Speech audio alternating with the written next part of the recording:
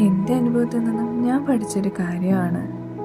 നമുക്ക് എത്ര പ്രിയപ്പെട്ടവരാണെന്ന് പറഞ്ഞാലും, നമ്മളെ എത്ര പ്രിയപ്പെട്ടവരായിട്ട് കാണുന്നവരാണെന്ന് നമുക്ക് തോന്നിയാലും, never share your secrets with anyone. മനുഷ്യനല്ലേ, മാറാനധികം സമയമൊന്നും വേണ്ടല്ലോ. അവർ എപ്പോൾ വേണമെങ്കിലും നമ്മളിൽ നിന്ന് നടന്നകന്ന് പോയേക്കാം. ഒരുപക്ഷെ ആ അകലം നമ്മൾ തിരിച്ചറിഞ്ഞിട്ട് പോലും ഉണ്ടാവില്ലായിരിക്കും. അവരാരോടും പറയില്ല എന്ന് നമ്മൾ കരുതി ഷെയർ ചെയ്യുന്ന ആ സീക്രട്സ് അവർ മറ്റാരോടെങ്കിലുമൊക്കെ ഷെയർ ചെയ്തിട്ടുണ്ടാവും.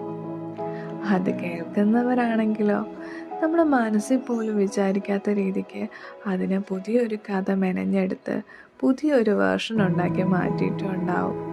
ആ പുതിയ വേർഷനും നമ്മുടെ സീക്രട്സും എല്ലാം കൂടെ ചേർത്തിട്ട് നമുക്കെതിരെയുള്ളൊരു വലിയൊരു ആയുധമായിട്ട് നമ്മുടെ പ്രിയപ്പെട്ടവർ തന്നെ ആയിരിക്കും നമുക്കെതിരെ അത് ഉപയോഗിക്കുക.